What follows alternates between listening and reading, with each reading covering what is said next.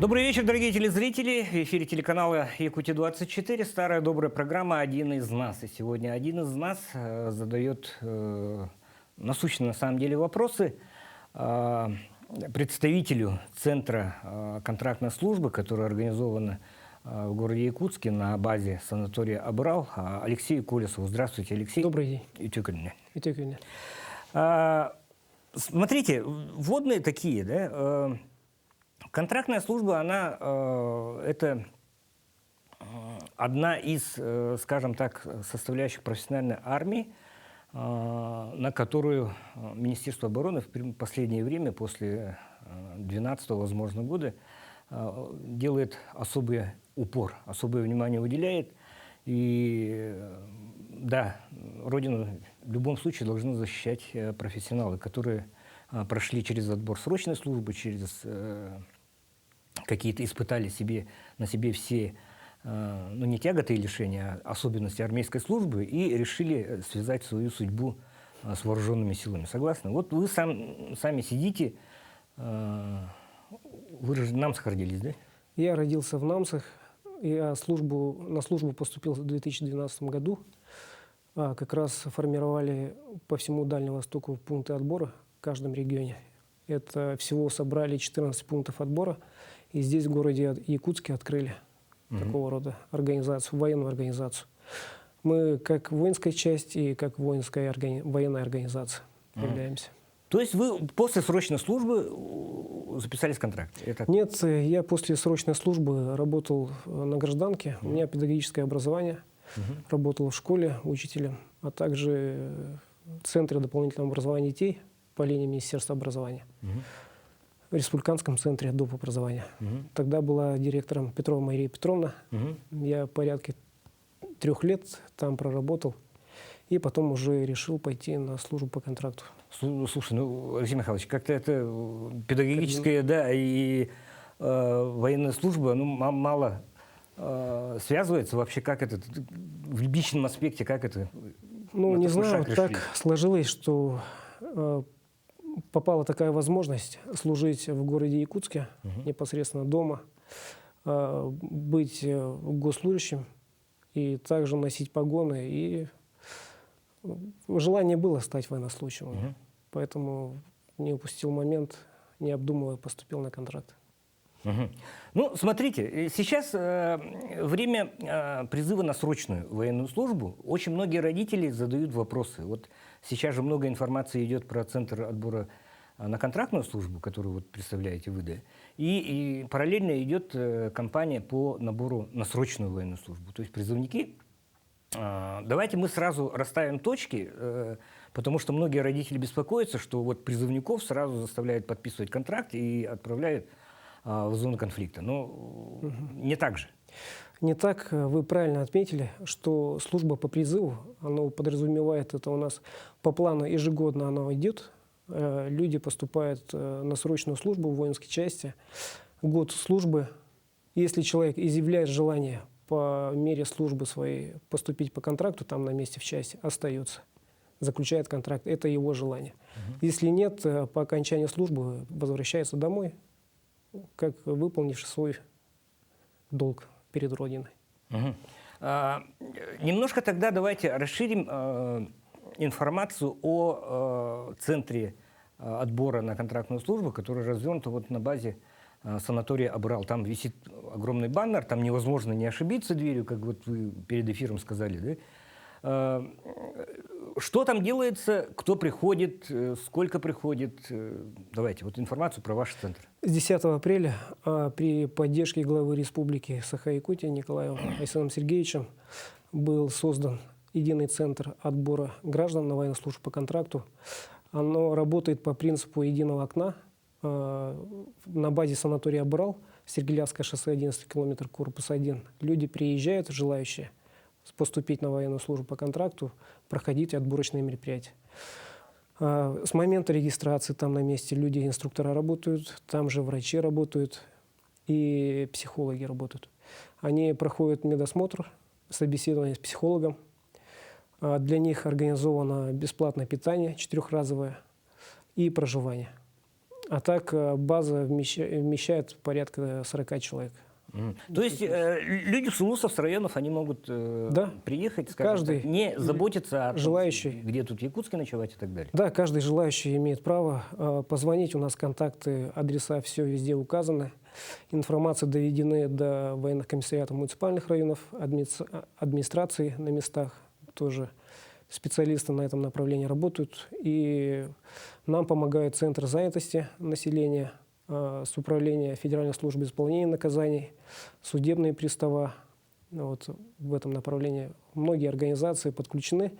И народ уже понимает, что есть такая возможность служить по контракту в Вооруженных силах Российской Федерации.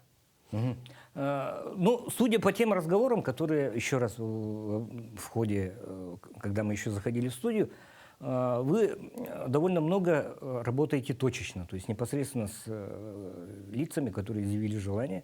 Они задают вопросы, много вопросов, разных вопросов. Очень много. Очень много вопросов. Бытовые вопросы. У каждого свои проблемы. Этим надо разбираться, выяснять и правильно направлять человека, чтобы он по разным организациям безрезультатно не бегал.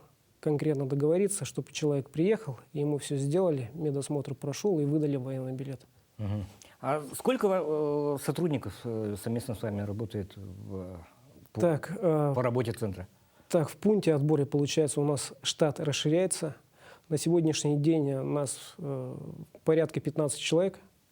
Мы работаем по двум направлениям. Это в едином центре отбора граждан и непосредственно, где мы сами дислоцируемся, на Чапалова 23.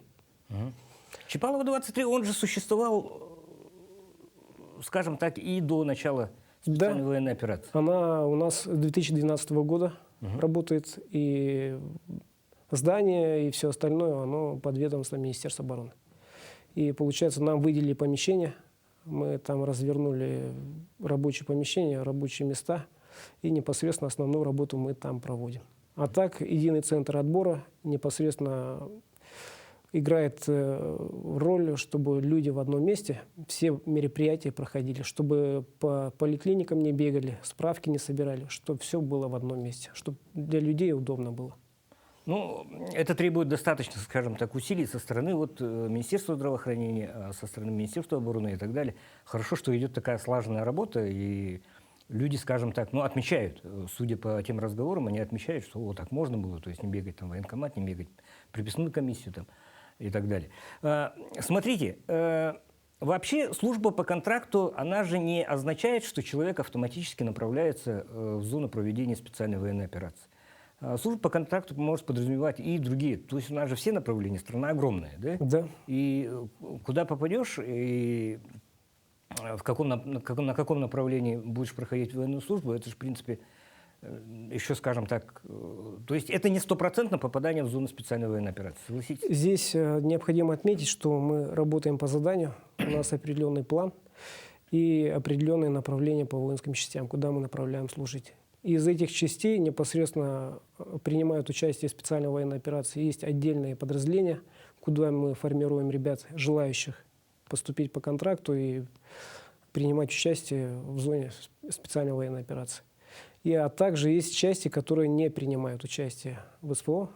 Это такие, как 12-я ГУМО, в основном в этом направлении. 12-е Главное управление Министерства обороны.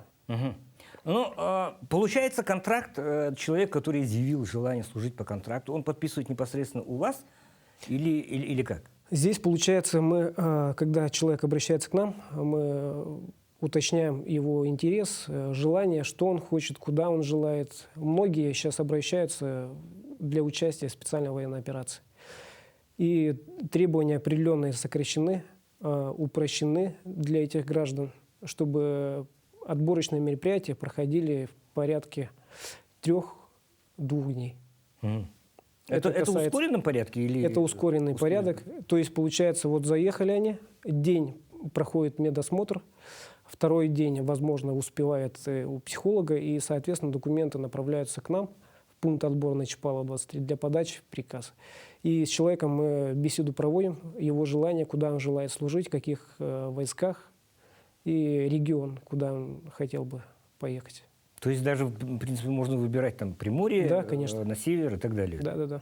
Вдруг, допустим, ситуация такая, что человек с Булуна, допустим, да, и попросится какую-то одну из северных частей. Ну, ладно, Да, есть такое. такое, И в Тиксе тоже набираем. Там Северный флот, туда тоже комплектуем желающих. Но, правда, они там заключают на 3 года, это в обязательном порядке. А те, которые участвуют в СФО, на 1 год. На 1 год. На 1 год и более, по желанию. Мгм. Почему на 1 год? Потому что есть выплата федеральная, единовременная, в размере 195 тысяч рублей. Мгм. Ну, Это единовременно, это помимо жалования, да? Помимо денежного довольствия оказывают стимулирующая помощь военнослужащим при поступлении на контракт. Это И федеральная выплата. это федеральная выплата. Есть же еще республиканская. И еще помимо этого правительством республики оказывается помощь именно при поддержке ребят. Единовременные выплаты – это как 200 тысяч рублей на членов семьи и 150 тысяч рублей самому военнослужащему. Это единовременно. Это единовременная выплата. В общем итоге, получается, человек может получить 545 тысяч рублей после 1-го месяца службы. И, как правило, люди прибывают в часть, проходят в учебном центре воинской части командное слаживание, подготовку. Это занимает до 1 месяца от уровня его боевой подготовки. Бывают ребята, которые неделю подготовились, нам говорят, достаточно, и мы уже готовы уехать. Они сразу бывают. И пока они находятся в части, у них денежное довольствие где-то в среднем 45 тысяч рублей. Для этого республика оказывает стимулирующую выплату в размере 150 тысяч рублей, чтобы у него около 200 тысяч рублей выходило. А когда уже человек попадает в СФО, в зону специальной военной операции, у него зарплата получается от 204 тысяч рублей. И плюс за результативность определенные суммы денег от 50 тысяч рублей до 1 миллиона рублей. Это захват техники, уничтожение техники и тому подобное. Всю информацию мы ребятам доводим, рассказываем в этом плане. И хотелось бы еще отметить, что нам все сейчас подключены, все структуры. И добровольческий отряд «Ботр», который у нас есть на Халтурной 31, они проводят с ребятами подготовку. И на сегодняшний день еще у нас есть договоренность с Центром подготовки операторов по беспилотным летательным аппаратам. И они тоже будут основные характеристики квадрокоптеров, механизм работы будут ребятам нашим рассказывать, объяснять. Это плюсом к тем военно-учетным специальностям, которые... Да, это дополнительно. Многие есть ребята, которые уже прошли курсы операторов БПЛА. И у нас тоже есть договоренность с воинскими частями, где непосредственно нужны операторы. А много людей, которые уже прошли через СВО и повторно направляются... Здесь необходимо отметить, что пока частичная мобилизация, она приостановлена, пока специальная военная операция идет, военнослужащие не увольняются. Нет, добровольцы же, допустим, там 6-месячные, 3-месячные контракты были, они прошли, потом к вам приходят снова? Да, конечно. Желающие есть. И, как правило, они после добровольцев приходят к нам. То есть у него желание уже есть, они уже понимают, там, как все это происходит. И реально, как на профессиональном уровне, чтобы и социальные гарантии были, и выплаты и так далее, поступают по контракту. Ну, это не умаляет же, скажем так, значение добровольческих отрядов, которые, первой ступенью участия в СВО являются. У вас более, скажем так, более формализованный, более такой профессиональный подход к участию в специальной военной операции. Согласитесь? Да. Есть. Смотрите, сколько людей отсевается по результатам прохождения врачебной комиссии? Наверное, есть все-таки от 10, наверное, 3 отсеиваются по состоянию здоровья. Бывают и по разным причинам. И анализы. У кого анализы плохие, они направляются на доп. Обследование. Определенно эти проходят лечение. Это тоже предусматривает в едином центре отбора граждан. То есть есть условия, что человек может подлечиться. Прямо там же, да? Там же, да, и поехать уже дальше. Смотрите, еще один вопрос, который наверняка тоже волнует многих. Возрастной лимит отбора на контрактную службу. До какого возраста предполагается? До 59 лет В отдельных случаях до 65. Если у гражданина есть гражданская специальность, родственная к военно-учетной специальности. В основном технические образования. То есть, если у человека дефицитный вуз, Да, и ему 62 года, и, в принципе, он может... он может пройти. рассматриваться на военнослужащих по контракту. Ага.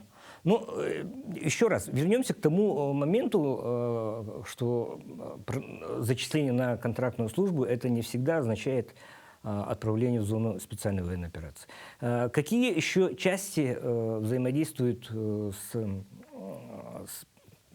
Центров по стране много же, да? Отбора на контрактную службу. Ну, наша зона ответственности Дальний Восток. Приморье. По Дальнему Востоку. По всему Дальний Восток. Да. Это и Владивосток, это и... Хабаровский Амур? край, Сахалинская область, Камчатский край. Ага. Ну, в целом, как бы вот 10 же апреля начал Центр в Абрале действовать, как вот вы за прошедшие буквально недели-две оцениваете Эффективность. любое же, да, начинание, оно проходит через становление там и так далее, слаживание. Все продумано правильно, механизм есть, он новый, схема работы новая, поэтому есть определенные вопросы, проблемы, но мы уже непосредственно, уже локально сразу исправляем. И чтобы заминок не было, чтобы люди быстрее проходили отборочные мероприятия, все усилия на это. А так есть результат по сравнению с прошлыми месяцами, ну, на 2 раза больше пока идет. Сейчас информирование идет граждан, поэтому люди уже начинают обращаться, интересоваться и прибывать уже в единый центр отбора.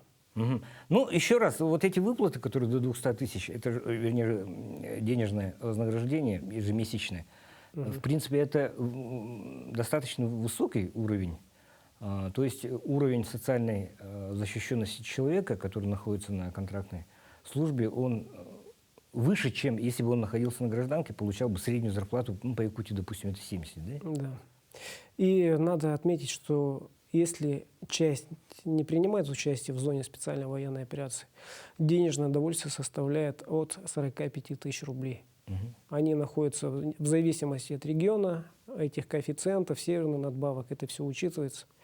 И где-то в среднем так и выходит при первом месяце службы. По результативности, ну, понятно, что фактов еще мало, да, но были ли случаи, когда вот реально военнослужащие из Якутии, они были претендентами на вот такое вознаграждение, которое по результатам их боевой деятельности? Среди наших земляков, якутян, достаточно много, кто получил награды за результативность. Поэтому мы буквально вот вчера наградили парня, который ездил уже служил по контракту, был уже в зоне СФО, и сейчас повторно уже поступает на контракт, только в другую часть мы направляем. Награда вручена вчера военным комиссаром республики. Таких у нас случаев очень много. Ребята очень достойно себя ведут. И надо дать уважение, что правильное дело, в общем, делаем. И это надо и ребят поддерживать там, которые находятся всесторонне. Ну вот военнослужащие, которые были в рамках частичной мобилизации мобилизованы, да, и меры поддержки их семей, меры поддержки их самих и так далее, ну там кредитные каникулы и все прочее и так далее, они достаточно популярно изложены, да. Военнослужащие, которые проходят по контракту, вот насколько они по сравнению с теми, которые мобилизованы? Аналогично. Аналогично. Всё так же, да. Те же преференции, все условия, те же кредитные каникулы, детские сады, места, поступление в учебное заведение в приоритетном порядке и так далее. Ну, президент вот буквально недавно объявил о том, что люди, которые прошли через специальную военную операцию, они становятся как бы элитой уже страны, им даются преференции при поступлении в вузы, при повышении уровня квалификации на руководящие должности и так далее. Ну, вот один из примеров могу привести. Вот то, что мы сейчас укомплектовываемся в пункте отбора, приоритет из тех ребят, которые побывали в зоне СФО с ранениями. чтобы их устроить, трудоустроить и были на местах непосредственно, где мы работаем. Мгм. То есть еще и после, ну, скажем, вот контракт заключил на год, человек вернулся, у него будет уже, скажем так, больший выбор по сравнению с тем, который находился на гражданке для поступления на работу. Возможности. Возможностей Да. больше получается. Возможностей больше. Ну, хорошо, что, в принципе, вот пришли наглядно и вполне доходчиво рассказали. А самое главное, еще раз, сейчас идет весенний призыв на срочную службу, и очень много, особенно родителей, беспокоится о том, что вот их ребенок, сын при призыве на действительную военную службу будет автоматически зачислен там, по контракту и так далее. То есть мы еще раз отмечаем тот факт, что призыв и служба по контракту – это две разные вещи. То есть Две разные вещи. две разные абсолютно вещи, блюда совершенно иного приготовления. Срочники, насколько я знаю, в зону СВО не направляют. Не направляются. Не направляются. Не направляются. То есть, как руководство страны отметило неоднократно, так оно и идет. То есть, те части, которые находятся в зоне проведения специальной военной операции, это представители вот, контрактников, представители тех профессионалов, профессиональных частей, которые в большей степени укомплектованы вот людьми, которые проходят военную службу по контракту. И надо понимать, что служба по призыву, она плановая, всегда идет, да? И служба по контракту параллельно вместе с ними, вместе идут, но разные направления. Соответственно, и призывники выполнили свой долг, 1 год послужили в армии и возвращаются домой, если не заключают контракт. Им в части предлагают заключить контракт, и если у военнослужащего желание есть, он может остаться служить по контракту. А те, которые мы набираем ребят, они нацелены. Они профессионалы, они поступают на работу, грубо говоря, работают, зарплату получают, и социальные льготы, гарантии, соответственно, все распространяется на них. И в заключение, вот, Алексей Михайлович, я еще раз, несколько звонков я слышал, вот ваших, вы разговоры вели. Какие вопросы чаще всего задают вам конкретно, да, Алексею Колесову, люди, которые изъявили желание служить по контракту? В основном проблема с военными билетами, проблема со здоровьем с категории В, которые мы пока не принимаем. У нас категория А или Б по состоянию здоровья, которую можем рассмотреть. По восстановлению документов. В основном восстановлению документов много утрачено, не хватает определенных документов. Свидетельство о рождении, допустим, человека уже давно его нет, он не знает, где находится.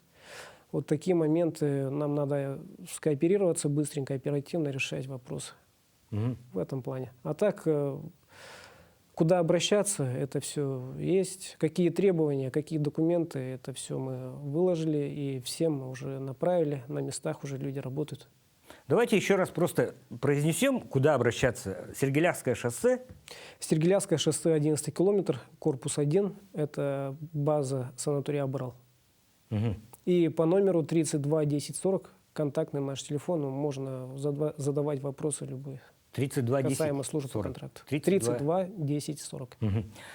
Ну что ж, сегодня один из нас поговорил о центре наборов на контрактную военную службу, который развернут с 10 апреля на базе санатория «Абрал», и представитель центра, вернее, центра контрактной службы, который из Чапалова, да? Да. Вы же там. Мы находимся там и непосредственно работаем в едином центре. Единый центр – это, получается, дополнительная мощность вашего непосредственно центра, который Так точно, все верно. на Чапалова. Ну, вот так вот, в принципе, я думаю, что развеяли достаточно много вопросов, которые мне как обозревателю приходится сталкиваться, задают родители, задают непосредственно молодые люди, задают непосредственно представители организаций и так далее. И я думаю, что Алексей Михайлович, старший прапорщик Вооруженных сил России, который сейчас по долгу службы работает в едином центре, ответил на многие из этих вопросов. Остается пожелать успеха. Спасибо за приглашение. Праздниками. Это программа «Один из нас». Увидимся ровно через неделю. Спасибо.